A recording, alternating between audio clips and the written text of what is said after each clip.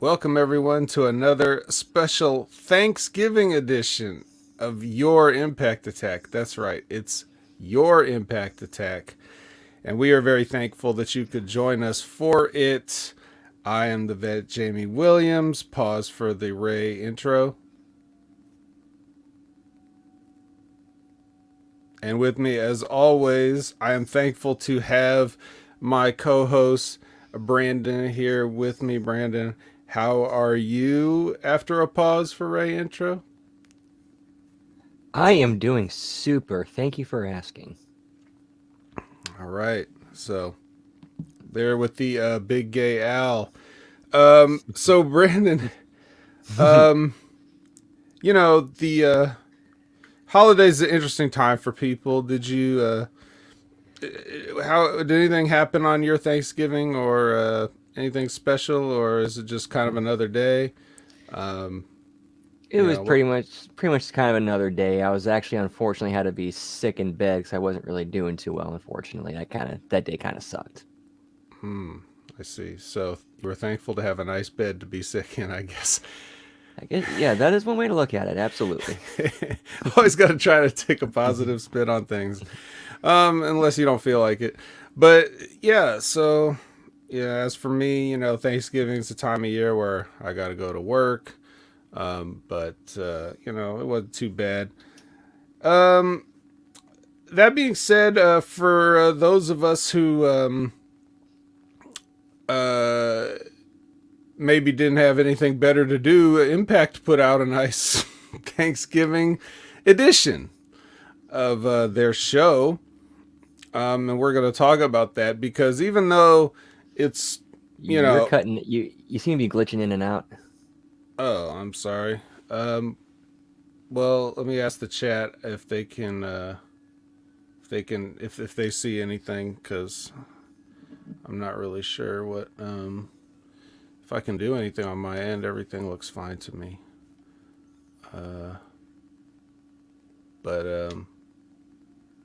how about now? Looking good. Okay.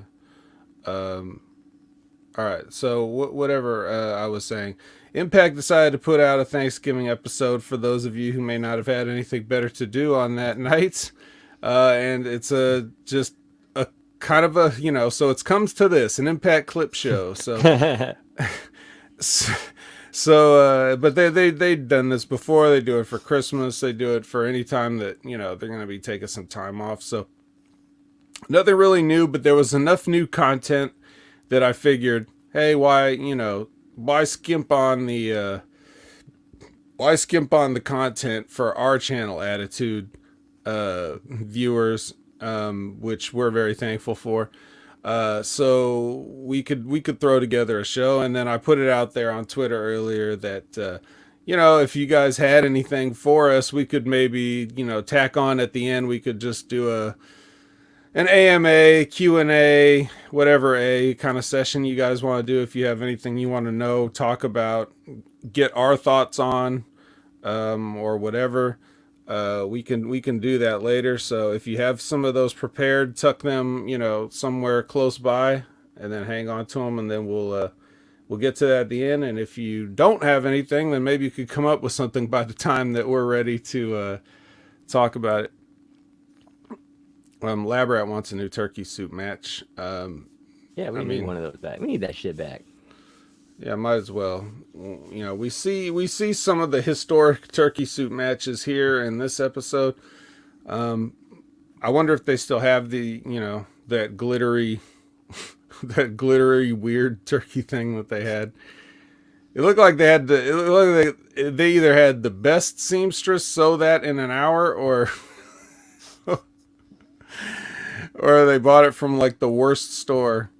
Um, but yeah. So let's see. Anything else going on in the world that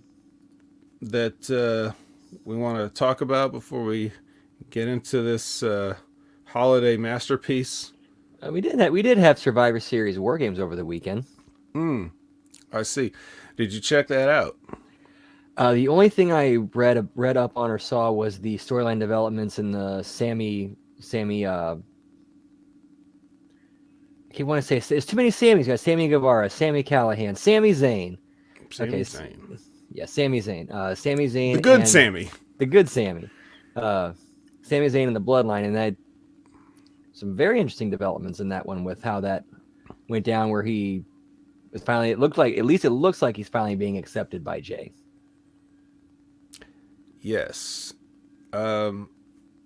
So I don't know exactly what all you saw from that, if it was just clips or whatever, but what was like, if you had any insights on that, I'd like to hear them. It would be very difficult for them, because if the end game is eventually getting Sammy as a super baby face and having the Bloodline eventually turn on him and Owens are going to get back together. But after how this went down, is how do you do that creatively and have it make sense? This is the one aspect of their creative that the WWE. I say that the WWE like they're an entity, that's just like a guy, but I only say that because I'm not sure exactly who to ascribe this entire thing to. I have a strong suspicion, and I've said this in the past, that Paul Heyman has complete and total control of this and has for years now. Like, almost as if Vince had exhausted all of his options on trying to get Roman Reigns where he wanted him. And, Paul finally was just like, allow me. And for once in his life, Vince was like, okay, I'll listen to Paul Heyman. And ever since then, he's been, under 100% control of this, because it does a smack of like that old Southern wrestling bullshit that like Michael Hayes likes, for example, or whatever. It just seems very, very contemporary in its presentation and stuff. That's why I always kind of just lean toward it's got to be Heyman, right? Yep. So if there's anybody in that upper echelon that has a better finger, has the best finger on the pulse of modern society, modern pop culture, it would be Paul Heyman. Right. And I think he does, and I think he is. So, when you've got somebody like that that's curating this whole thing, oh man, this is truly the Impact Attack now. I feel like we should. This is now turned into a backstage vignette between two Impact performers. So. and Brandon, bring back the cloudy look. All right. So what I have to say is, when I'm watching this Survivor Series thing, right? I watch the Survivor Series. I'm like, okay, whatever. It's just another WWE pay-per-view. Yeah, you own the night now. So I'm watching the Survivor Series. There's some things I like, but not enough to warrant my whole, 3 and however many hours or whatever this program is, especially with 2 War Games matches, which really is a tough thing for the people involved, because like you've seen one and now you got to see another one. You've done one, now you got to do another one. It's nice for the women that they got to go first so that they didn't have to have the fatigue of having it. But I think they did a decent enough job because of the bloodline buildup, because of the questions about Sammy, because of all that stuff, that I think the people there in Boston that night were like, they were still hyped for another War Games match at the end.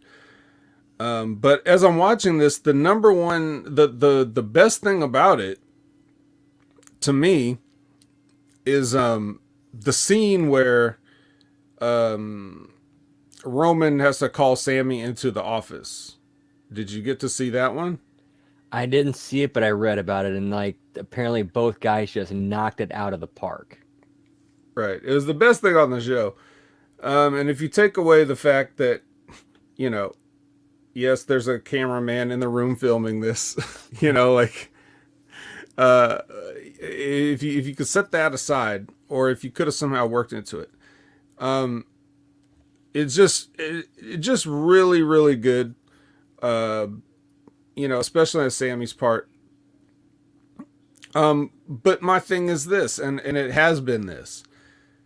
This, if the WWE is who they proclaim to be, if they are the number one company in the world, and they're more than just wrestling, they're entertainment and all this stuff, everything in their presentation, they pride themselves on being that, everything they claim to be.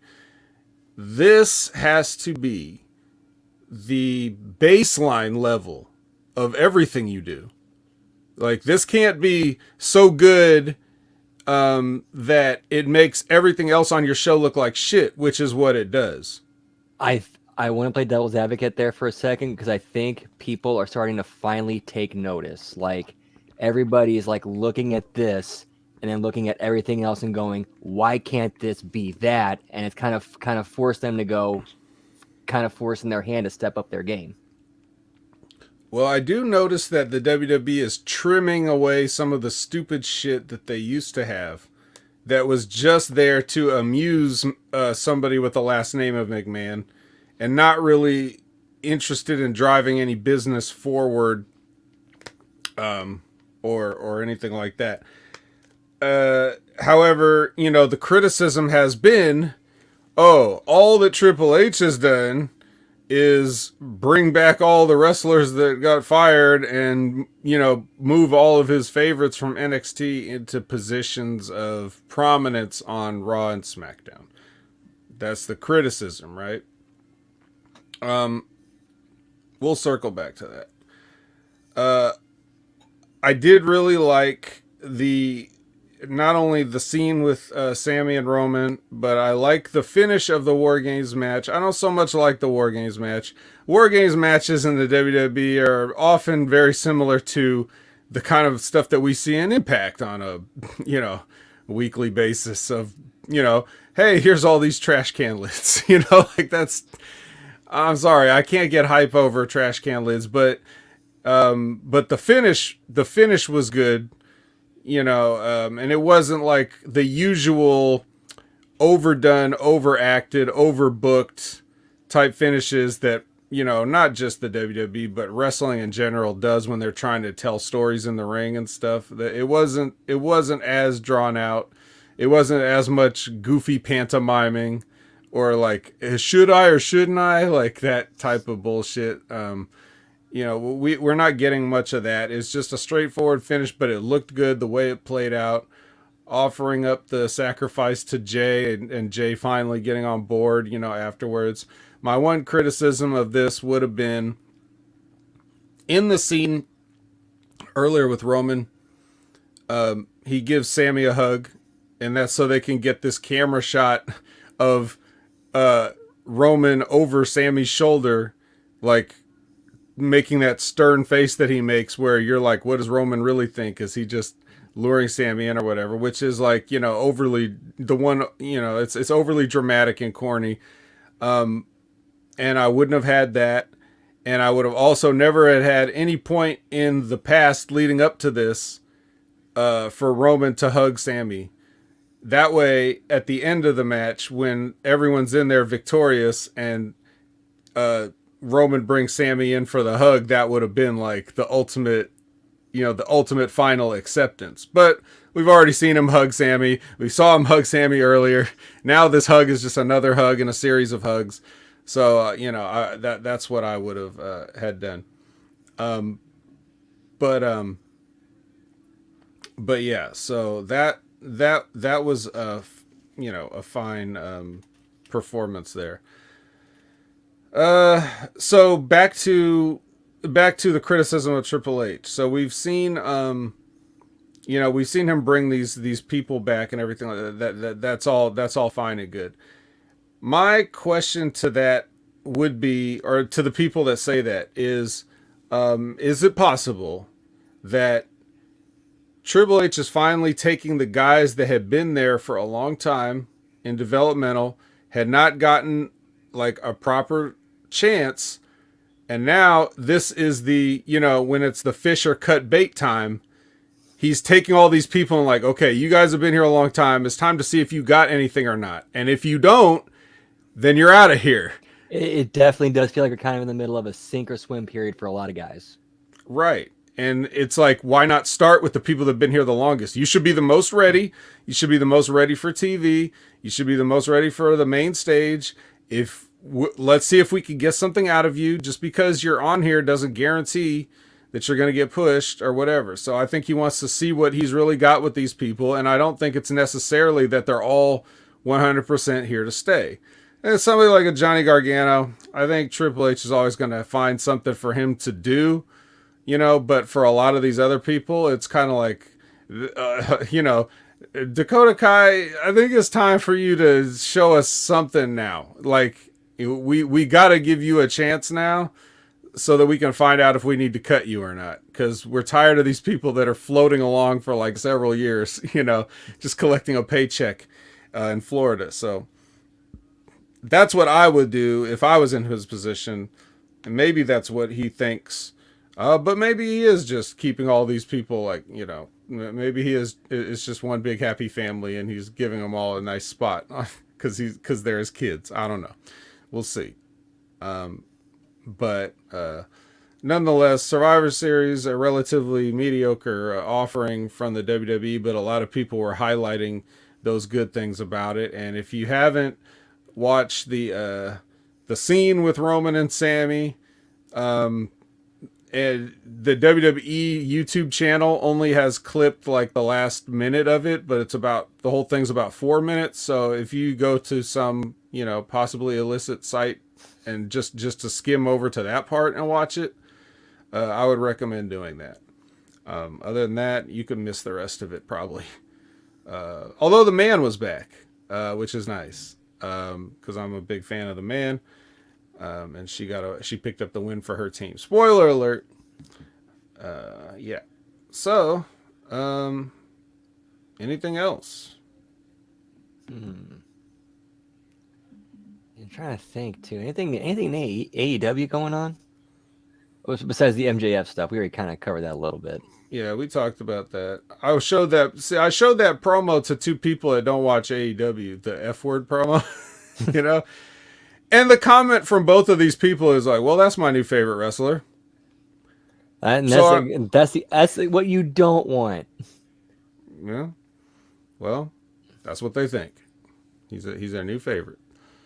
So yeah. But other than that, really, nothing major. Nothing AEW, major. I think they could be like the Rick and Morty of wrestling if they really accepted what they are and what their spot in wrestling is. Mm-hmm. And also, there was one time they were sponsored by Rick and Morty, and they had Really? Rick and Morty. I do not. They had Rick and Morty turnbuckle pads, and I remember that now. Damn. Mm-hmm. Yeah. Same. That's all under the same ownership umbrella. So. Oh, that's right. Turner Cartoon Network. That's right. So yeah, yeah, but just in the sense of like, well, it feels like that's what they're trying to be, or not necessarily anything to do with Rick and Morty, but just something that's of the current culture and really got their pulse on the stuff that's popular with a certain segment of the population that maybe the WWE is not capitalizing on. But then again, it also just feels like a bunch of wrestlers wrestling all the time. So everything is too, I don't know. They have a lot of stuff that I don't like the way they handle it. It's either takes too long for some things to play out, or some stuff isn't given enough, time to breathe. But or there's circumstances that don't allow it the proper time it needs, whether it's enough time or too much time. Right. Yeah. I don't know. We'll see. Obviously, they're if nothing else, just the mere existence of AEW is interesting. So, I just like the way I advise wrestling fans to behave these days is to just take your favorites wherever they are and just follow what they do and enjoy that, because you're probably not going to get a lot of continuity across the companies, within the companies. It's like a series of disconnected, things where you just kind of like, this is my guy or gal, and whatever they do, I'll support that. The rest of the show can, it's take it or leave it. In a weird kind of way, the business has kind of gone back into the hands of the workers, because now they're the ones kind of calling their own shots now. Yeah. I don't know. Is that could be a good thing. But there's just got to, everybody needs their creativity reined in sometimes. Definitely. It's got to be like a collaborative effort, because the company's going to want one thing and the talent's going to want one thing. So they got to work together, come up with something that benefits both. Yeah. Well, now we got to come up with something that benefits the audience while we talk about this Thanksgiving special that Impact is putting on. Yeah, we killed a good third of the show with that talk. Yeah, no problem. And if everybody has their questions for us at the end, then we'll have a nice, maybe full length show. So Labrat says, I feel so sorry for Alicia Edwards. She was probably so hungry after this show. I hope she was fed. Yeah, Thanksgiving is probably the first meal she's eaten in a month. Yeah. Oh man, and speaking of that, and speaking of Big Time Becky the man or whatever. God, can somebody get Big Time Becky a sandwich? Because she's starting to veer into Alicia territory. I don't know if I like this. I need the man to have just like some meat on the bones there. Still love her, but I'm just saying, like, don't wither away and die. I remember when the meme was Angelina Love needs a sandwich. She still might need a sandwich, but I think that's just how she's built.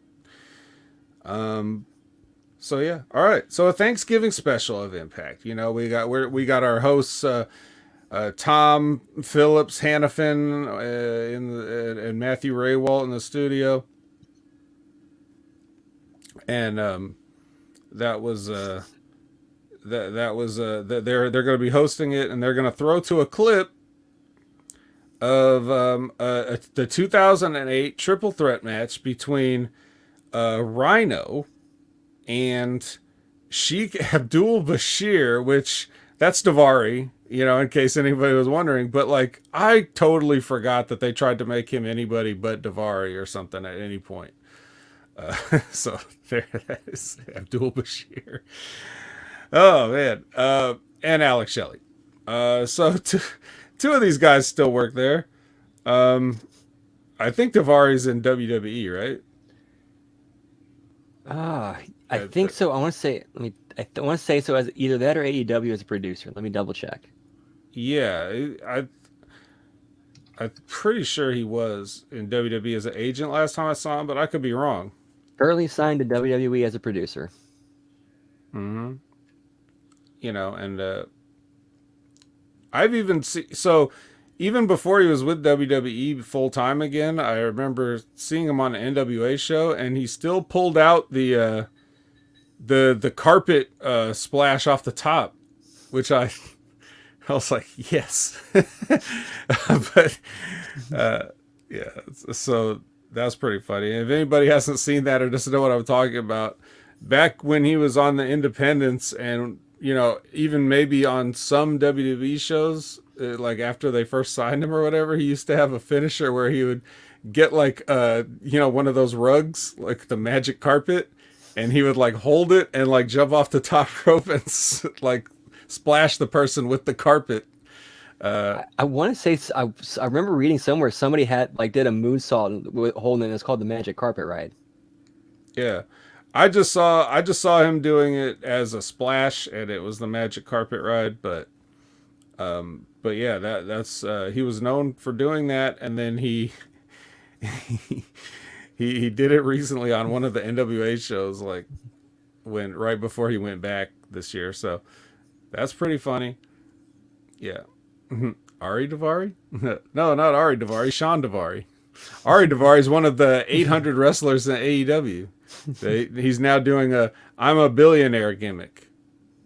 Um, so, um, so Liz says that her friend was at WrestleCade and saw the Impact Throwback show and said it was great. I assume she's referring to the IPWF thing. Is that what it? Yeah, Throwback Throwdown or something. Where Trey Miguel brings Bill Ding to life. Okay. Building. That's right. Yeah, she got to see Mickey and ODB tag team. ODB was called Busty Transmission. All right. Sounds great. Anyway, back to the match. So they had a match. They had their triple threat match or whatever, and I guess Rhino won it. And this is like, so this is the funny thing to me. Mick Foley is there, and he's cutting a way too intensive a promo to get Alex Shelley to put on a turkey suit. Like, the quality of his delivery is like so above this scene that they're in that it's almost like I don't know if it's just if this can only be entertaining on the level of a rib. I kind of want to interject here a little bit because that's actually kind of in a vacuum. This is actually part of an ongoing angle that's been going on between Mick Foley and the Motor City Machine Guns for a while, and this is kind of a way of Mick to kind of get back at Shelley. Right. Well, I understand that, and I remember that as you say it. However, still, I think what my main thing is I'm looking at this and I'm looking at it in similar terms of what we were just talking about with like Roman and Sammy. Like, here we are on this little much. I can definitely agree. He got a little intense for this one. Yeah, it's almost too good for the spot. They spent time on it, and even if it is ongoing, it's like trying to put a dramatic acting scene in a Chris Farley movie. Kind of, yeah. And if you if you put it in a different perspective, this took around the same amount of time as the pay-per-view angle with Bully Ray took to play out. Like this past weekend, like where he's, threatening people's families and stuff like that. And as much time as they spent on that is how much time Mick Foley spent cutting a promo on Alex Shelley to get him to put on a turkey suit. So, I'm not going to hold them responsible for something that happened, what is this, 14 years ago now? Or something like that. But I did want to comment on it because we need content for our show. So I just want to bring that up. That I thought that was funny. So yeah. So any other comments on the first of our turkey suit match flashbacks?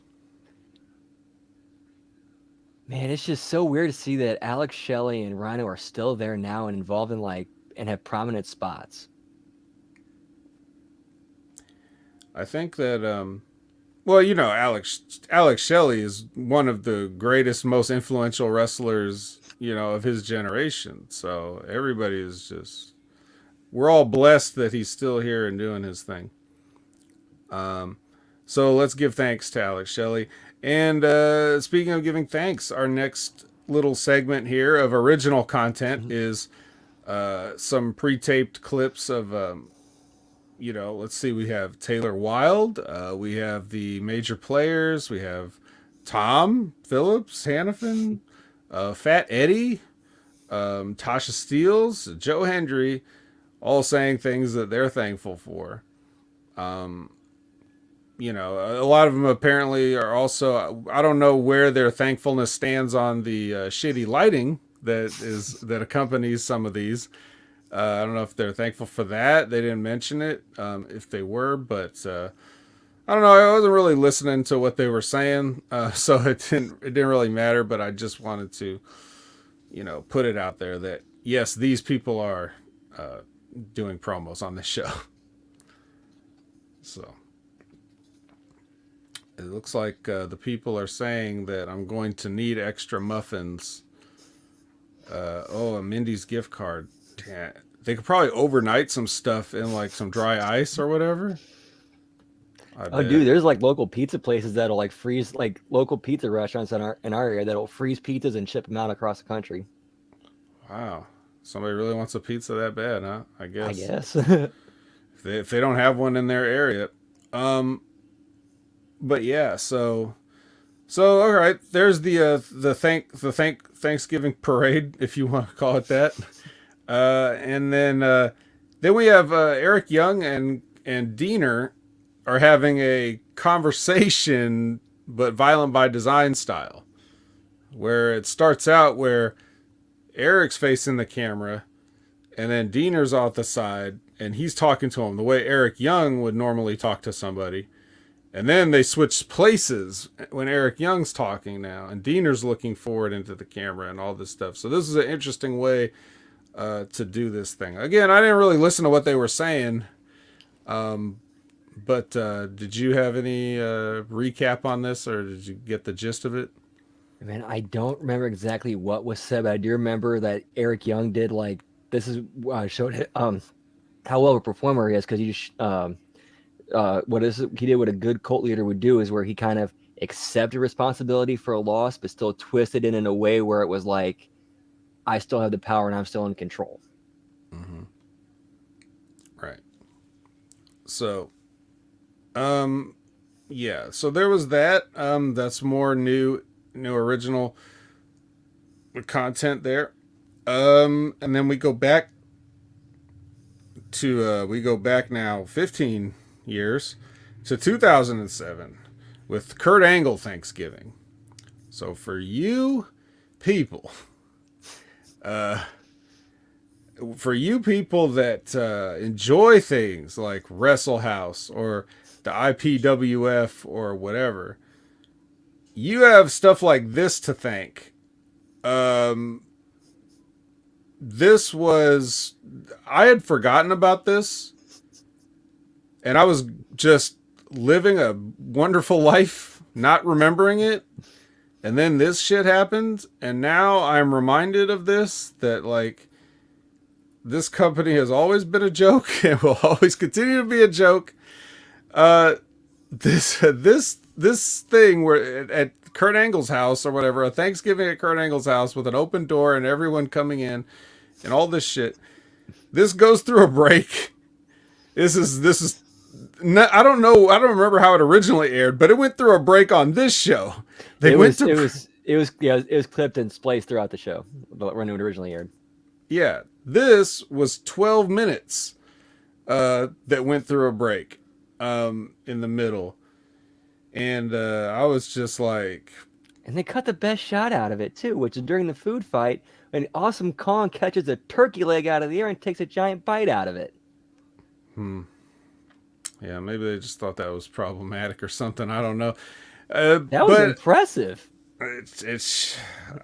Yeah, that's the other thing, too. You're going to spend 12 minutes on this, but you're not going to show all of it? You might as well just show the whole damn thing, like everything that you shot. What else are you going to do with this archive footage? Like, what are you saving it for? What are you saving the Kong turkey leg thing for?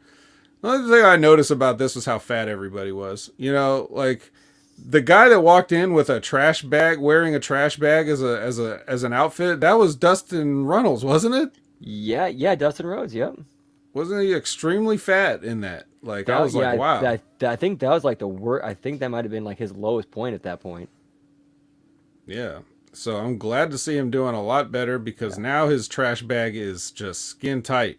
Yeah, you see where he was, see where he's at now. It's amazing how far he's come. Yeah. And you know, and then you also see Bully when Team 3D comes in at the end. He's just a fat fuck. Then this is before he decided to get on a ton of gas because he wanted to be a main event singles. So you just saw him just this bloated, fat, no definition. And this is when Scott Steiner was doing the fat asses. Yeah, fat asses. Yeah. So I don't know. Well, what do you want to add to this great Thanksgiving menagerie here at Kurt Angle's house? Like, I just thought like the one thing is like all the plot holes. Like I know the one was like where they have Scott Hall and Kevin Nash like, hey, where are they having the party at? Oh, they have the sets over here. Was like, well, obviously they're on a set. It's not really Kurt Angle's house. So I think that's what they're kind of trying to play up, where it's like, okay, we're obviously shooting this on set. Mm. So they wanted us to think that? I think so, yes. Okay. 'Cause you didn't want to think that this would be at Kurt Angle's home in Pittsburgh or wherever he lives, and then he sees Impact on his television and decides to drive down for the main event, right? Okay. And then the one plot hole of like where Chris Harris walks in and he sits right next to James Storm, who he just got done with a blood feud in, but he's more pissed off at Bobby Roode. Right. Like, what's he doing here? But completely ignores James Storm that he just had this whole like breakup, split up blood feud with. Yeah, well. Which I wonder, like the way that was shot, was that kind of supposed to be the joke where he completely overlooks him because like Storm was like right there in his line of sight, but he looks right past him to Rude. Which I wonder, was that supposed to be the joke? To me, I would imagine if that was the joke, then we would have got like an obvious close up and zoom in on, one of the other participants, like, hey, don't you remember you hate this guy? Like, they would have made it even more obvious. There's nothing subtle about them back then, so I feel like they would have done more to point that out if it was intentional. I don't know, man. I don't know. Well, anyway. I thought it was funny though, and during the opening prayer, when they were thankful for Pac-Man Jones no longer being there. Yeah, good old former Impact Tag Team Champion Adam Pac-Man Jones. Man, you hear Jeff Jarrett talk about that on the show? Yes. Man, that whole situation was a mess. Yeah, I would never want to bring somebody into such a physical thing if I knew that they weren't allowed to be touched or even looked at sternly by anybody, the entire time they were there. But you can't miss the opportunity to do something like that, especially if you're in TNA's position at that time. Like, you want to do anything that can grab a headline and grab some attention. But yeah, very challenging to do stuff like that. And they were always doing it. Like, they were doing whatever they grabbing whoever they could to come in and do something like that. What was that? They're a baseball player too. I want to say AJ Przizinski. Yep, and Dale Torborg. And Dale Torborg. Yep, I think he came. Yeah, he did. He came in with him. Oh. Well, AJ was probably a better worker than Dale Torborg anyway. So, yeah. So they were getting whatever kind of people they could. Can't really be mad at them. So yeah. Well, anything else to try to defend this Kurt Angle Thanksgiving scene? Nah, I think we've talked about that enough. All right. We get a recap of Mickie James at Overdrive, and then what happened at the end. They show that whole thing, and then Mickie cuts a new original promo on Deonna. It's pretty short. It's pretty basic. She's just basically saying, I'm going to fight you in a wrestling match. So they show that, this coming week, on Thursday, they'll have the match. So look forward to that. We'll be talking about that next week.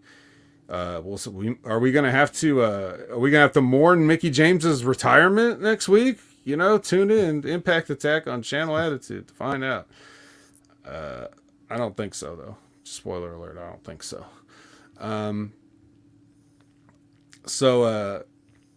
Next is we flash back to 2016, another turkey suit battle with Robbie E versus Grado.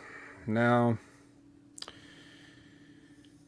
Grado is, let's just say I don't miss Grado at all. He kind of looks like if Patton Oswalt, if someone just said, "Hey, Patton Oswalt, you have to be a pro wrestler now," and he did no training whatsoever, got in no kind of shape, didn't do anything to make himself, like prepared, and just put on a singlet and went out there, that would be kind of Grado. Um, Except Grado it, can actually be funny. well, that's debatable. Maybe it depends on eras of Patton Oswalt. But yeah, and then Robbie E, who, I still see Robbie E every week to this day on, NXT.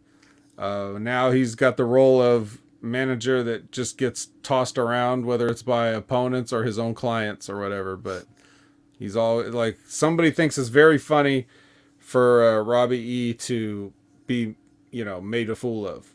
And I'm not going to say that they're not onto something, but at this point, this was when he was just like, hey, I'm going to do a gimmick based on something that I've seen or that I've not seen, which is Jersey Shore. But I had somebody describe it to me and give me the cliff notes of it. And then I'm going to go out there and do it. And I'll just say, I'll just say, bro, 500 times per segment. That's the gimmick he was doing at this point. But in any case, it's Grado that has to put on the turkey suit. So he's not into it at first, but he does it. And then he starts dancing and ruins everybody else's fun that he's having fun. Classic wrestling. So do you remember this? This wasn't that long ago. I don't think I was watching Impact at that time, but I did go back and read the storyline that he had with Katrina and Hendry. I like the twist at the end of it. That's the kind of other direction and swerves that makes sense. We need to start seeing more in wrestling storytelling. The swerve is that you like the turkey suit? No, the Grado Katrina Joe Hendry's angle ended with Katrina ended up stabbing Grado to go in the back to go with Hendry, but Hendry's like, "You just screwed him over. No, he's my friend. No." I see. Yes, I suppose that I think now I'm definitely gonna do if I was in charge, I would be doing a moratorium industry wide on turns and backstabbing. Like, we need to finally establish something before we decide we're going to tear it down, because nobody cares. But hey, so Javi says, wait a minute, is the whole show just a clip show? No, Javi, most of the show is a clip show. There's some original content sprinkled in. So this Buckshot Kid, this should have been the year Zicky got put in the turkey suit. Yeah, see that, we could have had. You tell me you couldn't have filmed one match just for this episode, like one new match for the episode with the turkey suit. You're putting over the old turkey suits. You could, during the last tapings, you could have easily thrown in a Zicky match or with somebody where he ends up in the turkey suit, and then just put it on this episode. Yeah. Labrat says, I need more crime in my wrestling shows. Don't we all? And speaking of which, we go to the end of Overdrive, where they show everything that happened that Bully did, assaulting fans and, threatening to pile drive them on concrete as if a pile driver is a gun. And, or a knife. I mean, you could hold somebody hostage with a knife too. But then what we didn't see before was we saw, Rich Swann and Scott D'Amore finally run out, after 7 minutes of this. And Scott comes out and he tells Rich to go check on Josh, and then he throws his jacket at Bully, and then he throws his headset at Bully, and then he kicks the trophy, and it goes clang clang across the floor and breaks off the base. So hopefully that's the final time we'll ever see that stupid little trophy again. Well, technically he doesn't need it anymore. He called his shot already. Called his shot. And Bully Ray, I guess at some point, as he's, those are his repercussions, is getting a jacket and a headset and sternly yelled at and asked what the hell he's doing. Like everybody in wrestling does when they run out to stop something or way too late after the fact address something. They all have to ask you, what are you doing? What are you doing? Yeah, how about some actual consequences for their actions? Right. I'm, I'm Rich Swann.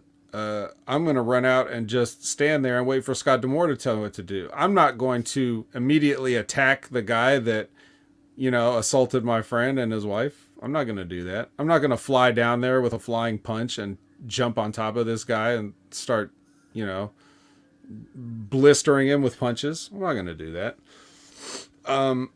Why would I? I mean, he knows what he signed up for. This is wrestling. Crimes all over the place, and this isn't even the first time his family's been in trouble or assaulted, so Bully, as he's walking, out of there, basically scot-free, and we'll talk about that in a second here. But he gets on the mic at some point and says, "Do you know who I am?" Like everybody boos. It's like, well, yeah, we did know who you were. We told you for weeks, and you proved it. So, but yeah, he's still got that. He's still got that old catchphrase. And then they come back to the studio, and Swann could have at least danced to the ring, right? Right. So at least he could have done the what is he? Does he do the? He doesn't do the Thriller dance, or he does the one where he's doing like the rope, the mime rope pull thing, like he does that dance too. He could have pulled himself on an invisible rope down the ramp and then used it to choke Bully. So Tom is in the studio and he's talking to Matt and he's like, why didn't Bully just call his shot? Which is a great point. I don't know if I made that point when we were talking about it like last week, but it's like if Bully Ray is really just a scumbag and he really doesn't care about any of this, being honorable and being sportsmanlike and all this other stuff. And he, was like, well, after that, why didn't he just have the match then? Like, why does he still need to be upstanding, handshake? I will challenge you at the January. Let me give you time to collect yourself and get all your affairs in order, so that when you go to jail for killing me, your family will be taken care of or whatever. Like, why do you do that instead of, but like, yeah, I'm a scumbag. I'm not going to beat you for the belt now though. I want to have a fair match later. Like, what the fuck? Yeah. Or the whole build up, earn his trust. And then when the title's on the line at the end of the month, that's when you screw him. Right. It was like you basically just played your hand. Yeah. The worst of all possible outcomes here. You did the turn and now you're still going to have the match like in 2 months. Like, okay. All right, fine. So whatever. But don't worry though about, all the crimes that Bully Ray has committed. Don't worry. He's getting his punishment. The sentence has been handed down, and that sentence is a match with Rich Swann, this Thursday. So yeah, he's not going to miss any work. He's not going to face any legal consequences, or he just gets a match with Rich Swann. A regular match. No stipulations on this match. So, yeah.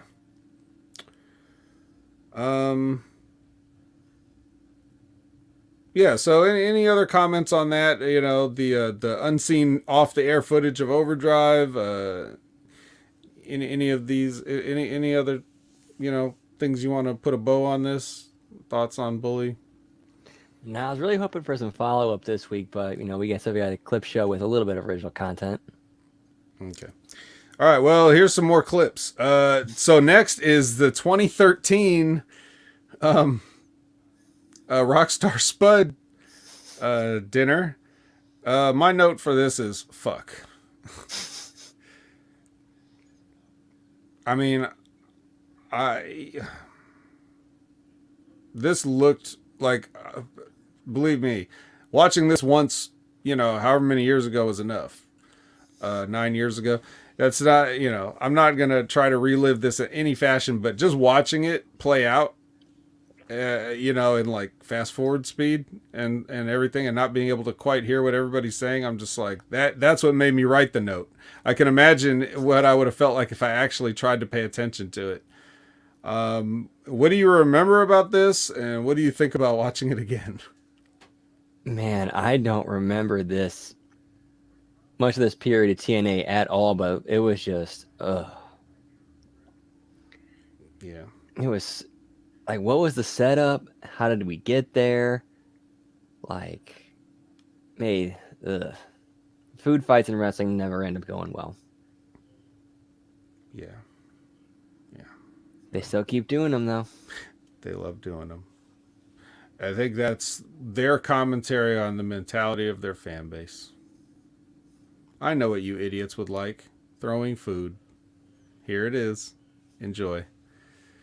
So, and you can't just put this on Impact. It'd be nice if you could just blame them, but I don't know if we've seen an AEW food fight. We probably did maybe once, but I can't remember it. It's certainly not something they make a habit out of, at least. We've seen a few people, take a cake in the face, but that's just you just have to do that. Which is another weird thing about that Kurt Angle Thanksgiving, where Scott Hall and Kevin Nash just show up just to, like, didn't they just push a pie in somebody's face and basically leave? Like, that's Pretty it. much. Yep, pretty much. Who got the pie too? I don't remember. Karen. Yeah, Karen. Yeah, it's like, here you go. We're only here to do this because we're the cool guys. All right.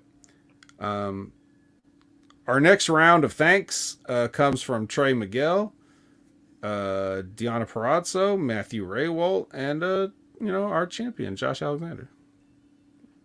This must have been recorded before his wife was assaulted because he seemed to be in a good mood. Little continuity question there. Then we get our next piece of original content, where Kenny King says that he's going to expose Speedball for the fraud that he is. So a little more intrigue into their little storyline. I mean, I'm not any more intrigued, but perhaps someone is. I don't think he said in this promo, like, if he fully explained why he thinks he's a fraud or what he's a fraud of, if not just in general, like you're just a general fraud. I think he's saying, like, the whole, like, humble attitude and, like, the Right. fighting champion mentality, that whole, like, the honorable baby face thing. Yeah, he thinks he thinks that's an act, and he's wanting to expose it. Interesting. All right, well, we'll see what becomes of that. Now we're going back to 2017 for the Turkey Trot. Back when this is back when Fat Eddie was just smooth. He was not in a wrestling sense, but just in a physique sense.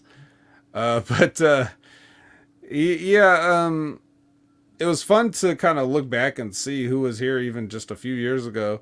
But I remember this.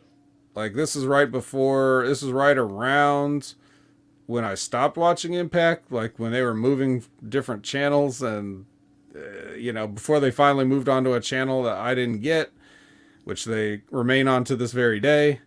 But like, this is the kind of stuff they were doing. And yes, I was watching it even back then. So I remember this. I had kind of forgotten it, but I remembered seeing it. This was, you had some Eli Drake there, and some other people like a Chris Adonis. They were like I think, weren't they a thing? Like a tag team or something? Or was that somebody else I'm thinking of? I know they did like a GFW invasion angle around this time. This might have been right when they were trying to do the GFW merger. Right. Buckshot Kid says, "Bet you have Pop TV." Yeah, I did. I mean, I don't know if I still do, but I mean, Comcast carried it at the time. So I would record it and watch it in standard def. Fuck. Anytime I have to watch standard def TV nowadays, it's just like, ugh, who threw up on my TV? But that's what most of the cable channels are now. So there's only like 100 HD channels. Yeah, this was, but this, I mean, this sucked, and nobody wanted to watch this then, and nobody wants to watch it even less now. Like, but it is interesting just to see what was going on. Anytime they get to footage that's closer to now, when you're seeing more people that, I mean, yeah, they're showing clips of things from a long, long time ago with people that are still there, like Alex Shelley, but it's kind of interesting to see these people really close to whatever they're doing. So, yeah. Any other thoughts on the 2017 Turkey Trot with special guest chef Robert Irvine, or Mr. Gail Kim? I mean, I think that was the only logical and sensible thing of this whole thing is trying to get that cross promotion and the fact that she's married to him. Yeah. What a lucky guy. Next we get Delirious and Yuya Uemura giving thanks, and you can imagine how this goes. They're just like, hey, let's take the two guys, one that doesn't speak English and one that won't speak English, and let's put them together and make fun of how they talk. That's great. I think Uemura was trying to give thanks for things in English, at least. He was thankful for wrestling and the Company of Impact and maybe some other stuff. And Delirious seemed to agree, but, as anybody knows, he speaks his own language. And has somebody tried to do an angle with Delirious trying to teach a foreigner how to speak English? What, where he is teaching them? Yep. Well, he doesn't know English, so I guess not. I guess they wouldn't have.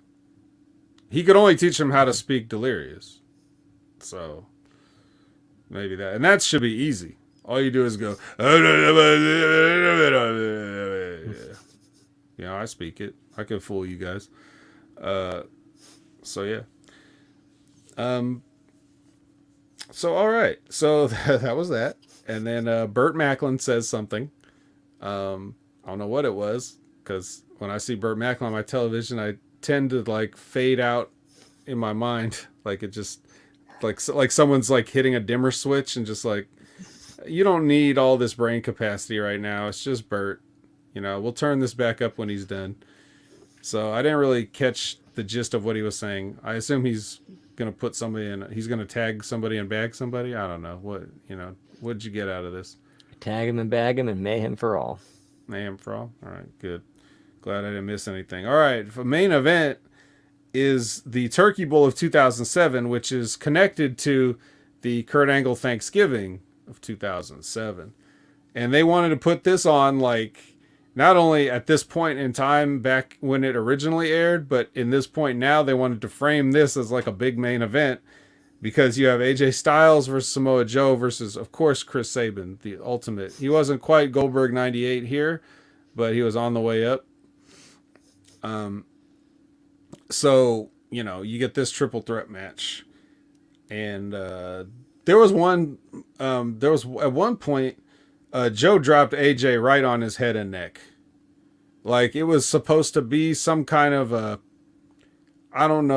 snowplow, like emerald flosion, like some sort of one of those weird body slam driver combination things, like side driver slam something. And he just spiked AJ right on his head. And I was just like, oh my God. And the camera was right there to see it too. And I was just like, fuck. So like, I don't know what my note of fuck was more appropriate for, this drop on the head or that Rockstar Spud dinner from 2013. But I had similar sentiments of my own internal pain watching both of those. So, that was that. So at the end, AJ has to wear the turkey suit. He's lucky he can even walk, but he has to put the turkey suit on. So I guess he's all right. And then because that is, because Kurt Angle's watching from his home, like he has to come down there and confront AJ about looking ridiculous as he's dressed like a pilgrim. Which, that's their comedy. You look ridiculous, even though, and then of course you have to point it out. Like AJ has to say, you're dressed like a pilgrim. So they have to explain their own joke, right? It's great writing. Yeah, so this was embarrassing at the time, but this is back in even 2007, I'm sure people were saying like, oh, it's wrestling. It's supposed to be fun. It's supposed to be entertainment. Like they're trying to explain the shit away. But yeah. So we get a big I don't know what you'd call it here to end the show, but this is what we go out on. 2007 Turkey Bowl. Do you have any? Once again, do you have any memories of this, and what do you think revisiting it now? Man, I don't know if I remembered watching it when it originally aired, but I do remember seeing the clips from it and people being pissed about how AJ was being treated at this time, and then not realizing like a year later, like even 2 years later, he's at the top of his game and the top of the company. Mm-hmm. And a lot of it was this character development and building. And this led to a big program with him and Kurt Angle where he was elevated even further and eventually pushed him into being the main face against the Main Event Mafia. Yes. And we all see where AJ Styles is now. In the middle of the card at Survivor Series. When you if you would have told me like 5-6 years ago that we're going to have a built pay-per-view match between AJ Styles and Finn Balor, I probably would have told you I was very much looking forward to that. And somehow they have managed to marginalize both of these guys to the point where, yes, they are having a match on pay-per-view, but that's also highlighting how much, like, it's almost too late now because of what you've done with them. So, but it all started here. Well, it didn't all start, but it some of it started with AJ putting on that turkey suit. Look at him now. Now he's got his own turkeys called Gallows and Anderson to follow him around everywhere. Gobble, gobble. Thankfully, there's been pretty devoid of chin locks on Raw, so, we can at least say that. And I believe that Carl is slated to come back for Wrestle Kingdom to defend his Never Openweight Championship. So I'll be very excited. And Mia. Turkey Mia. So that concludes our review portion of the show. So if you guys have anything else that you want to add and be part of the show and just kind of chop it up with us for a few extra minutes, I'm sure, I don't have anywhere to go right now. Maybe you don't either, but I'll just throw something out there. Hey, to Liz, right? Let's congratulate the Cleveland Browns on their big win on Sunday against Tom Brady and the Buccaneers, which is they're on a sinking ship right now. It looks like, and even though it may be too late for the Browns at this point, hey, it's a win is a win, and you can get that. Yes, an overtime win, a touchdown too, like really shove it in their face. No sissy field goal for the Browns. No, they punched it in. So awesome. The skunk that won the game for you. I didn't see that. I'm gonna have to look that up. I'm gonna look up the skunk. Apparently there was a skunk. Labrat says, "What do you two think of Alex Hammerstone?" So, well, would you like to go first, or? Yeah, I may as well. I haven't seen any of his wrestling, but I've seen some of his commentary, which most of it I agree with. Other than that, I don't know much about him. Yeah. So, as Scott Woodford says, 12-14 is when Carl will defend his title. Is it? Okay. Well, we'll see. I would have thought he wanted to be on the Wrestle Kingdom show because he likes to be in. He only has a good match when he's in front of the big crowds. Um, Alex Hammerstone is a guy that is emblematic of the kind of thing that, like, in the 80s, Vince McMahon wanted this. But what he got was guys like the Warlord or, like Ted these guys that, Arcidi, these Brockus, these guys that they could have, Tom not the, McGee. yeah, not that Brockus was in the 80s, but, still, like, that was kind of like the tail end of it. And he never really gave up on wanting a muscle man. Heidenreich. Heidenreich, but they all had like 18 left feet and couldn't do anything. So he wanted a guy that looked like Hammerstone, but could also move like Hammerstone. Actually wanted to be a wrestler. Wasn't just a guy that was big and someone told him he should be a wrestler and you could make money being a wrestler. Hammerstone probably wanted to be a wrestler. You can just tell by the way he does everything he does. Don't forget Meat. Now, wait a minute. Meat was a second generation wrestler's son. Like he was, that's Sean Stasiak. But yeah, so I would have, I see guys like this, like Hammerstone, like Wardlow, whatever, guys that the athleticism coming along way too late. Now that, things have kind of moved on and it's like, okay, I guess we're not getting any big guys that can move, and so we went with our Ring of Honor crowd 20 years ago. And that's who's going to have to carry our wrestling forward, and then now all these super jack guys that are agile are just popping up, because they probably grew up being wrestling fans in the 90s. So here they are. And I think Hammerstone fits in that category. A lot of big guys saw Mike Awesome and go, I can do that. Yeah. But he's got what it takes. He's one of those guys that I can't even tell how tall he is. And I can't trust the internet when I look up how tall he is. Because sometimes he looks like he's really big, and then other times he looks like he's short. And I just don't know. But let's say he's reasonably tall. Let's say he's at least 6 feet tall. He's got to be at least 6 feet. But sometimes he looks like he's like really big. But he's super jacked. He's blonde. He's white. But at least he's not bald, like most independent wrestlers. So at least not yet. He will be from all the stuff that he's done. If you've seen him on MLW, you would know that, he was with MJF and Richard Holiday as part of the, what was their, they had a name that I forget, but they had a crew name, and everything.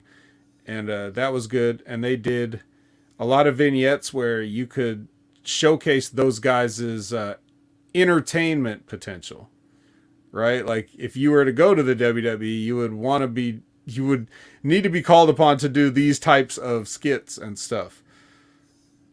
So Hammerstone exhibited good charisma and comic timing and stuff like that. So he would fit right into any company. He could do anything. He's not just, my personality is that I'm big. Like he looks big, but he's, he's not so limited. You know what I mean? In terms of his presentation, he's got personality. So his charisma is not that he's super jacked. He actually has a fun personality. I like him. The Dynasty. Thank you, Lab Rat. Yep. So yeah, and then MJF went off to do what he did, and they had Gino Medina there, and he's no substitute. No substitute. And yeah, I haven't really kept up with MLW. I guess Richard Holiday's still there. I guess Hammerstone's still there. But yeah, somebody, if he's eventually, he's got to leave there at some point for his for all of his bump card punches get punched, or before his rampant steroid use causes career-ending injuries or whatever. he's gotta get out of there. He even did like, and some people might think it's just me insulting him or whatever to say something like that. But one of the things that they did in the Dynasty was doing a skit about going to Mexico or whatever to pick up pharmaceuticals. So look, that they're doing this. They're not, that's not just me taking a shot. And that was funny too. So yeah, can't say enough good things about Hammerstone, and we may see him on a more major basis pretty soon. He jokes about that all the time. So that's Hammerstone. What else do we got? Anything? Do I think Jacob Fatu will be in WWE? Well, Brandon, what do you think? Do you think Jacob Fatu will be in WWE? Speaking of MLW. That's a good question. I mean, if they want to expand the bloodline and keep it going and make it bigger and maybe doing the Samoan Sopranos, why not? Yeah, I agree. I don't see what the holdup is. Supposedly there was some legal issue or something that prevented him from, getting signed in the past. I don't know how interested they were at looking at him. I'm sure that with, like you said, with the bloodline now, and just the fact that it's a new ownership, so to speak, they'll be taking a look at Jacob Fatu. He's part of the family. It only makes sense. It's not just another random Samoan that's doing good for himself. Like, he's related. Jacob Fatu's good. One of my favorite one of my favorite things I've ever seen in wrestling, let alone just lately, was like a few years ago when they first brought in like the Von Erichs to MLW, the like Kevin's sons, and it was around that time, and then Contra was just getting started, and they had this match against like jobbers or something, like Fatu and what was the other guy? There was like three of them. It was like Joseph Samael, Jacob Fatu, and I'm sorry, I need this is where I need the chat to help me out, because even though I know it, my brain is just short circuiting, so it's not remembering that specific. I'm not able to pull up that specific file. Error 404. But yeah. So they squashed these job guys, and like they had to. Carl Gotch, yeah, that's right. Fuck, it was not Carl Gotch, Simon Gotch. Sorry. But yeah. They did a stretcher job for one of the guys, like they beat him so bad, right?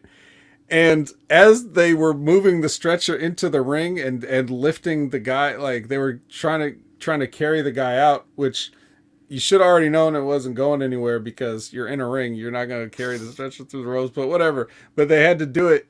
It's like, for the spot, because they're trying to get him out of the ring, and Jacob Fatu just climbs up to the top rope and moonsaults the guy on the stretcher. Oh my god, it was the funniest thing I've ever seen. But yeah, the people were I don't know if the people in the building were playing along, but for all intents and purposes, they were shoot hot. Like they were like really booing. They were throwing stuff. Like they were not happy about Contra, and they were like really just stoking those flames. So yeah, but yeah, I think Jacob Fatu's got to come in at some point. He's gotta. The problem is that the bloodline gets too big, not only literally but figuratively. It's never going to end, because you're never going to be able to come up with a good enough. Like look at the wrestlers they stacked up to face the bloodline here. It really just looked like hodgepodge. So, even though all of them have their own individual talents or whatever, like they still had to have Pete Dunne in there. So, we'll get to that comment in a second, because first, we have Javi and Liz are both asking the same question about the Teddy Hart documentary on Peacock. Brandon, have you seen this? I have not yet, but I need to from everything I've been hearing. Okay. Yeah, no, I have not, and I will not be watching it because I have no interest in depressing myself any further about this guy. Um, I heard a little bit of what Timmy and Ben were talking about in the Monday locker room, about what kind of a parasite he is and what kind of a worker he is. Uh, I think the part that's left out is that this is not like a mentally well individual. Never was. Like there's always been a piece of the puzzle missing up there. Like it's bad enough that he's Canadian, but then besides that weirdness, I think I said in the chat like he's the real Canada spaceman. He doesn't live on Earth. You know what I mean? He's just not like a normal human being. So there's something about the further north you live in the hemisphere where you get weirder. Like Canadians are like they're all cool like for the most part that everyone that I've met and everything like most of them are cool and stuff, but there's just something a little bit off about Canadians, I guess. And then get up to Alaska, like forget it. Like those there's so like and then further than that it's kind of uninhabitable. So you're not going to have to worry about it. But if anybody did live up there, the North Pole, like Santa Claus has got to be a whack job, right? So but I seen Teddy Hart firsthand. Like I was there at OVW when he came in. He had no sense of like wrestling psychology. Like he still doesn't. And when you listen to him talk at length, like about wrestling, not only do you hear some of the stuff that I'm talking about, like where he's just off, but he still has no idea about wrestling psychology or anything like that. Tremendous athletically, but he's just not from Earth. He's not. I don't know how else to say, what I'm saying. But if you watch the documentary, you may get that. I don't know. But I remember like joking at a time, that this guy's idea of wrestling psychology was, lock up moonsault. And, and like I said that as a joke to show like what little psychology he had until I saw him do it. Like I fucking saw him do it, man. He did a moonsault like 10 seconds into a match one time. Like I'm not kidding. I saw it with my own eyes. No one else will ever see it because it wasn't filmed. But it was an OVW dark match. So I was there, like in the crowd. And even divorced of all the crimes, which is perfect for wrestling, right? Whatever crimes he's been accused of and all the stuff that he's gotten into, even just apart from that, he's just a weird motherfucker. So none of the stuff that I hear surprises me. He's like Ben is almost giving him too much credit. Like he's a worker, which like, yeah, he is, but he also, I think is like, it's not just narcissism. It's like, he's like a psychopath or sociopath or whichever one is the one that where like the people have no idea of the consequences of their actions or what it does to anybody else. They're in their own world. Socio. Okay, yeah. Yeah, So probably both. I mean, he probably exhibits, qualities of both, really. And he is. So, like Liz says, if he's a narcissist and a sociopath, then yes, he is. Plus, he's also got that Canadian weirdness, and yeah, and also the Buckshot Kid smoking, like the drugs on top of that. It's not just weed. There's other drugs that involved, so it's all weird. But I don't want to watch that documentary. Some of the other drugs that a couple of his other uncles might have gotten into. Probably, if there's a drug, he's probably done it. It's like he heard about the road life in the 80s and he didn't want to miss out because people generally don't do that anymore. I don't know. So, but yeah, let's go back here. Scott Whitford got his son a PS5. That's great. This should be everybody getting PS5s around this time of the year. We're having sales and stuff. Stock is coming in. Everybody get a PS5. And what was the other one? Oh, yeah. Labrat said, opposite thoughts on Gags the Gimp. Right. So, yeah, this thing. You know, it's kind of funny that, you know, we're talking about the NWA and their financial issues and Nick Aldis leaving and just the general fact of like how they are not drawing and they're not growing an audience, and they want to point to the main event picture, but also coincidentally started becoming talking point as soon as they introduced like a literal GIMP character onto their Saturday morning YouTube show, that you would think, you know, something in a time slot like that, even though YouTube doesn't technically, I mean, they don't have a time slot because you can always go back and watch the video, but it airs live on like a Saturday morning, like as a throwback to wrestling.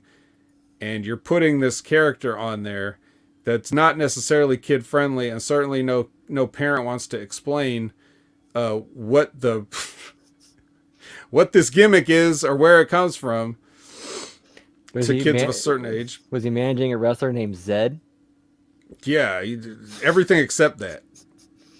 But Zed's dead, baby, so he wasn't managing. But no, yeah, it's not a motorcycle, baby. It's a chopper. It's a chopper. Whose chopper is this? But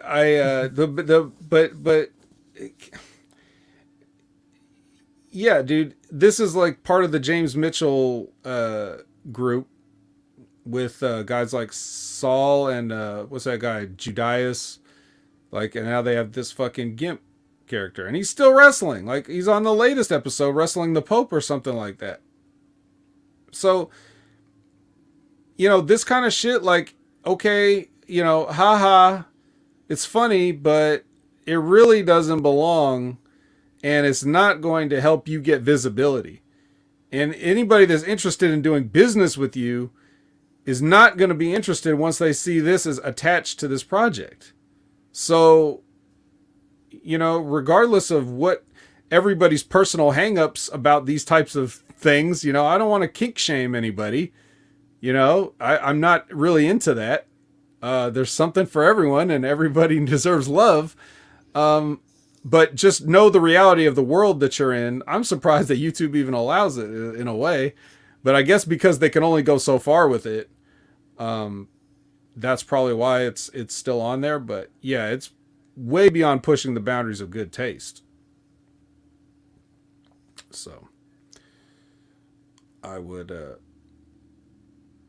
definitely excise that if I'm Billy Corgan. Like, okay, we had our fun. Let's just not. So, yeah. All right, we got a lot of comments about Teddy.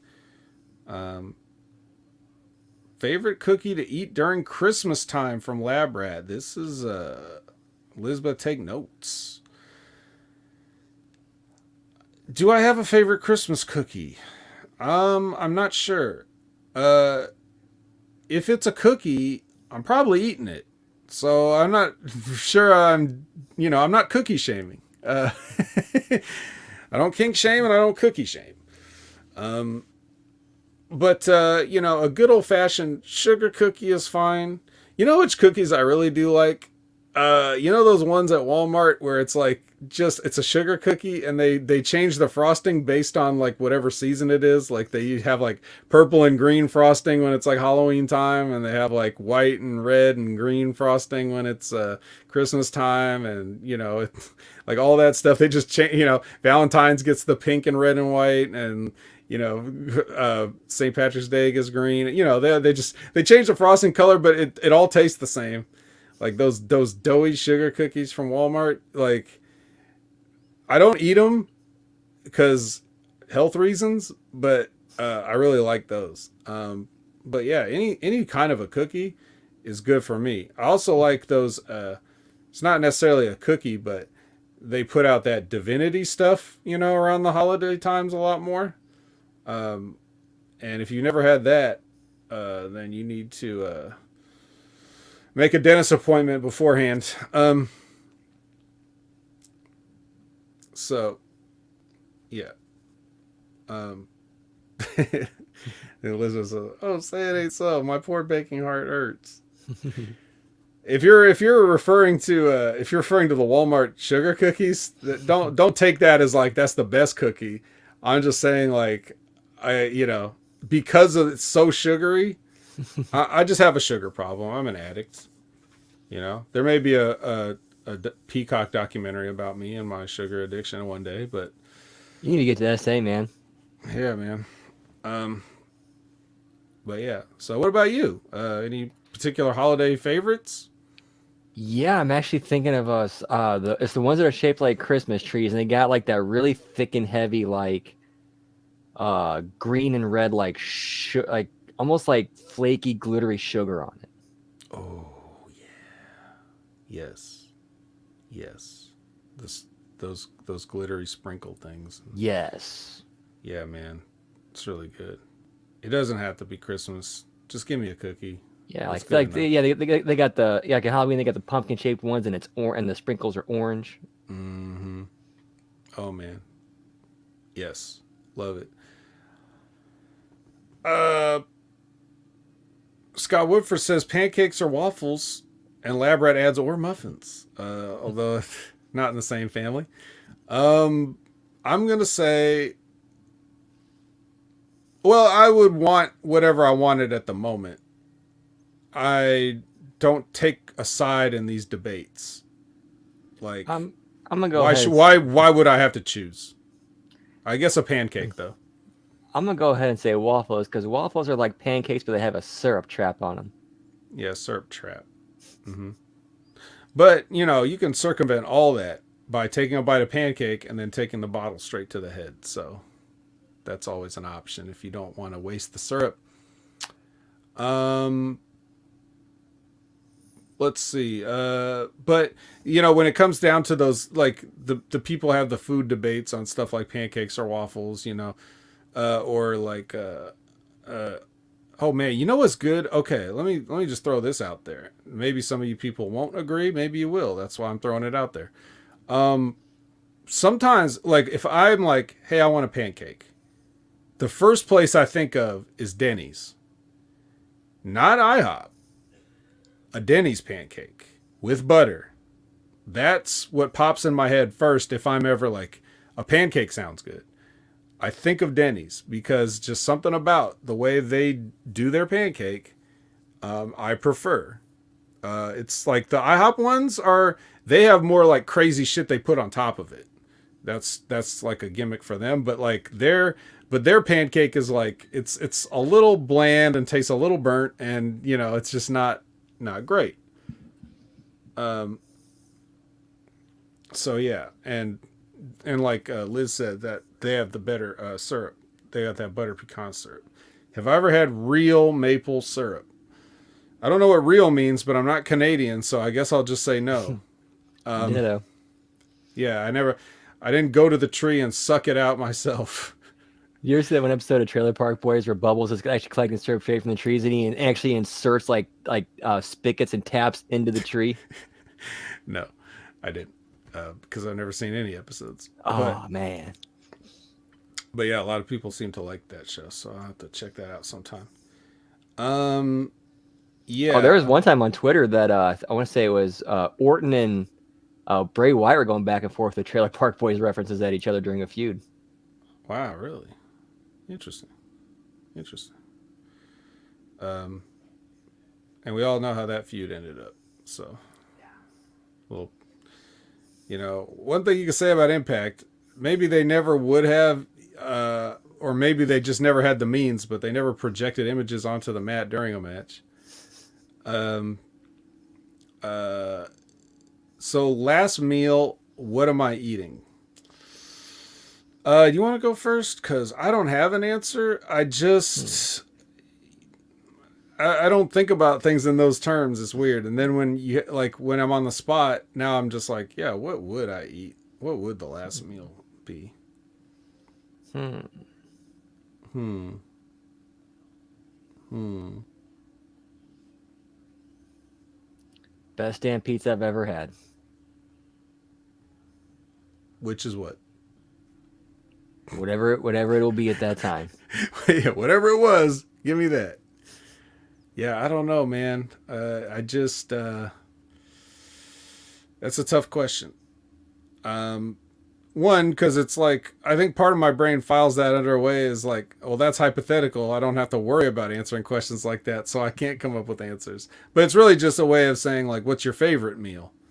You know, and then again, I don't really think in terms of that. There's things I like, and then if I say, oh yeah, this is my favorite, but then I'll be like, oh, but I forgot about this. This is actually my favorite. Oh wait, what about this? This is my favorite. So it's different. A tray of Walmart sugar cookies. That's my last meal. So there you go. I'll go to the chair with a tray of cookies, and that. Brandon loves his fried chicken. Best show you binged lately? Oh, Brandon, you been binging any shows?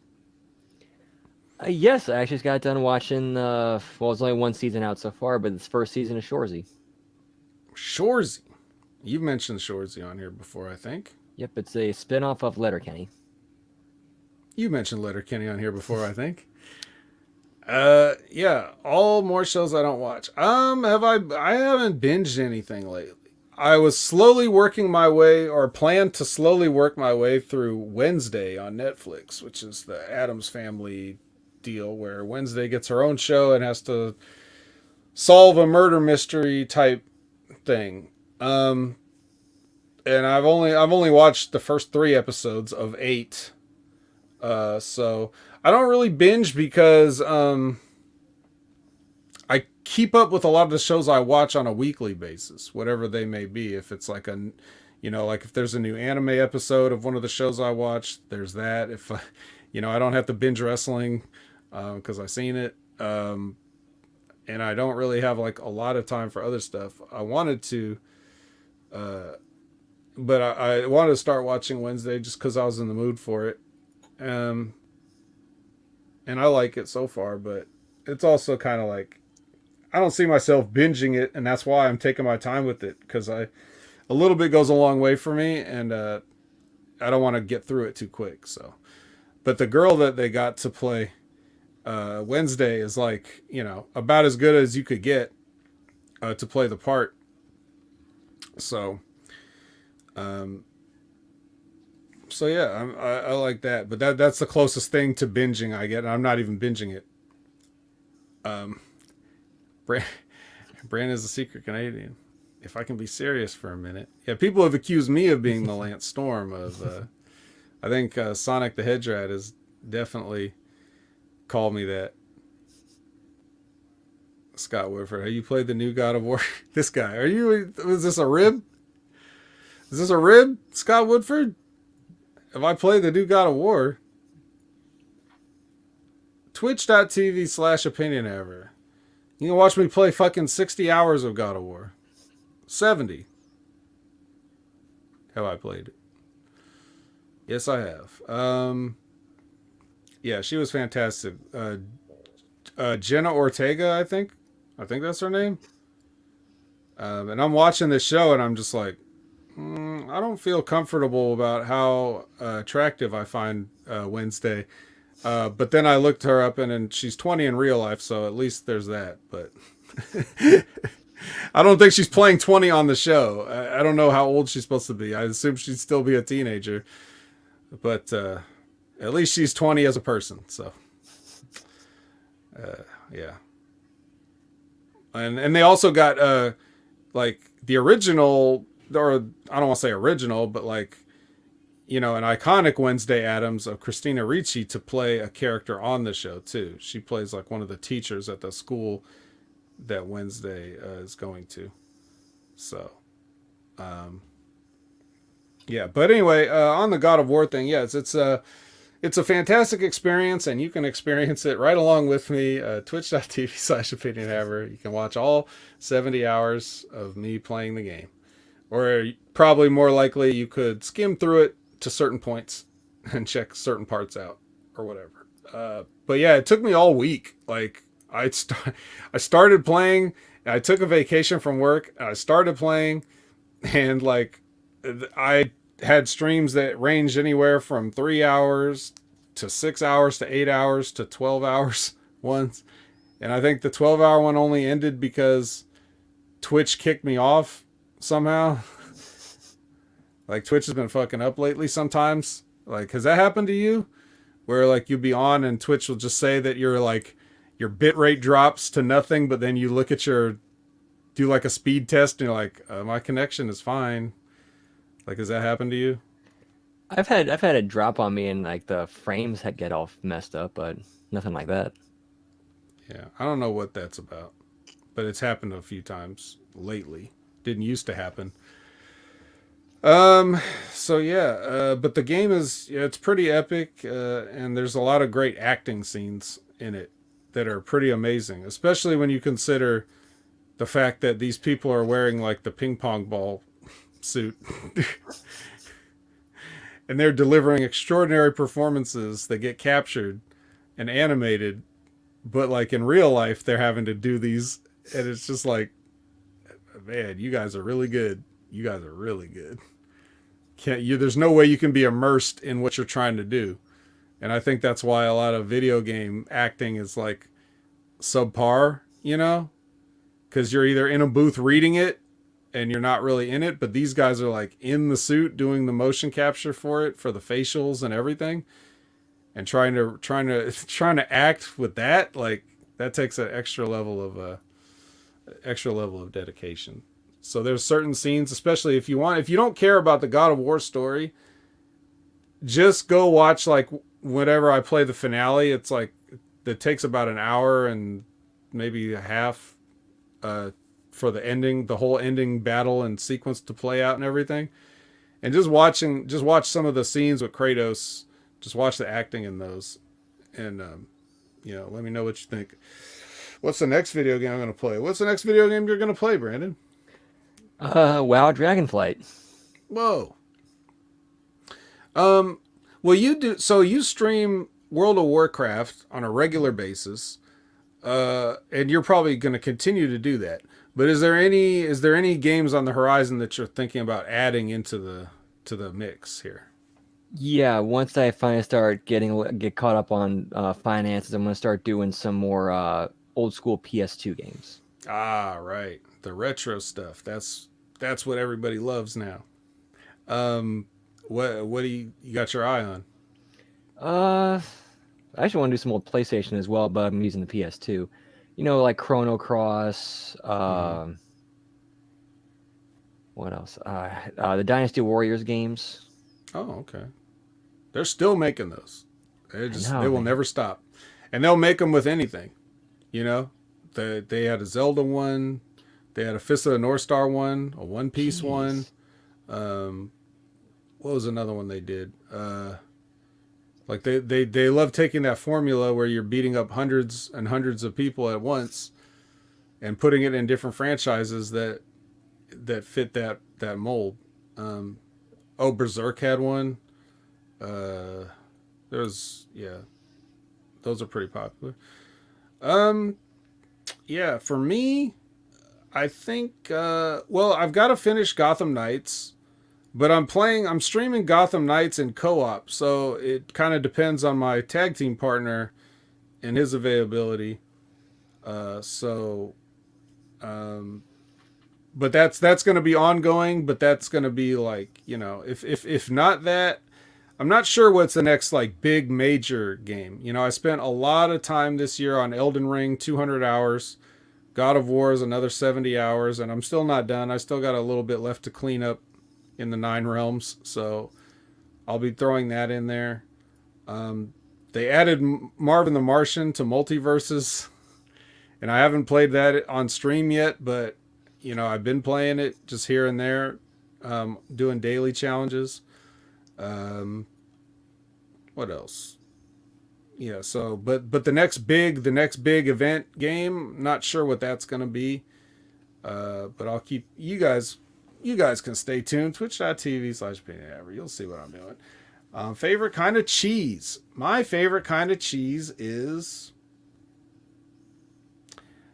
I like a pepper jack cheese or any of those slightly exotic cheeses. I don't need the ones that like really smell bad or anything. But just something with a little flavor to it. So I like jack cheeses.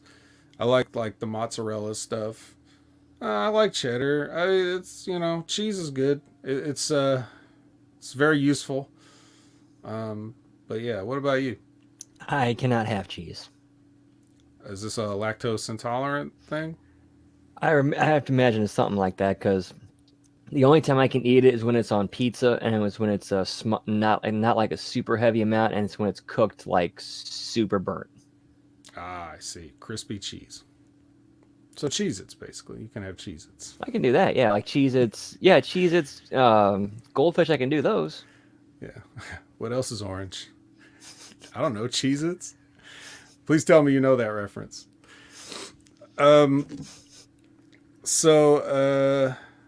Yeah. All right. Scott Whitford says they're remaking Chrono Cross. I think that's probably due for a remaster or a remake. Yeah, it has. They did Chrono Trigger, so it would only make sense for them to do Chrono Cross as well. Yeah. Well, they didn't do they didn't really do anything to Chrono Trigger. They re-released it a few times, but they didn't do like one of those like Final Fantasy VII, we're going to do everything from the ground up and make a whole different game type games. Yeah, they just added like a new boss, new abilities, shit like that, or extra content, extra levels. It was like an extra dungeon. It was boring. That's the one that was on the DS, I think. Yeah. Yeah. Yeah, great game.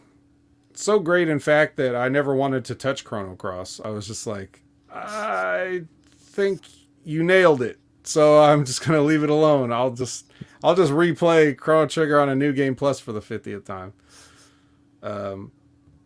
But yeah, that's my favorite RPG of all time. It's one of the best music soundtracks in a game of all time. Even when you hear like those things where like big orchestras play video game music, that's really awesome. But it's also just the 16-bit Chrono Trigger soundtrack is great. But I understand that Chrono Cross had some good music too. So. Oh yeah, fantastic soundtrack. Yeah. So yeah. Well, I guess that's probably just gonna wrap it up. If nobody's gonna slide anything in here, Brandon, tell the people where they can find you. As always, at all the places at Miss T of the Transarchist, as well as Twitch, and right here every Monday night for the Impact Attack. Whoop, whoop. Whoop, whoop. And then you can find me at Opinion Haver on all the social media platforms, whether I use them or not. I'm there. And if it's not me, then you'll know it's not me. There's only 2 things I wasn't able to get before somebody else. One of them was a Gmail account. Apparently somebody did have a Gmail account that had Opinion Haver on it. And that pisses me off. The other one, not so regrettably, but just annoyingly, was Tumblr. I don't really use Tumblr because this isn't 2014. But it still is annoying that there's somebody else out there that didn't even use their account back then. And I wasn't able to get it. So I had like the real Opinion Haver, like people like to put when they don't get the name that they want. But other than that, everything else major, I nailed it. So, that's including gaming platforms. Like, even though I don't play Xbox, I still have the name. And even though I am on PlayStation at Opinion Haver. So, and you can find me every Wednesday morning, with Big Ray Hernandez on the Next Level Wrestling Review, which is 8 a.m. Pacific, 11 a.m. Eastern, and we're working on booking some fun guests in the coming weeks to spice things up and help us get through talking about NXT. And if you didn't see our last episode where we had to deal with scripts, that's where the Muffins made their Next Level Wrestling Review debut, just like they made their Impact Attack debut previously. Why not use Opinion Haver 2X? Well, because I wasn't winning hammies and fast forwarding wrestling shows back then. That's why I didn't use it. But I will if I ever find a new social media platform that I need to use it on, which I won't. Um, yeah, I don't know. So the Smack Attack is on. They're trying to figure out what they want to do since James's schedule has changed. Um, but so you won't probably see me on there anymore, even though I guess they could have just used me as a substitute. But I'm not going to pressure them. I don't need to talk about SmackDown anymore. And let's see, where else can you find me? I think that should be good enough. If you can't get enough of me, that should be plenty of places to start. And if you run out of content, then I'll point you somewhere else. But yeah, that's gonna do it. So thank you for joining us. We're very thankful for you. And as appropriate for this Thanksgiving Impact edition. And for Brandon, I've been the vet Jamie Williams, and I don't have a sign.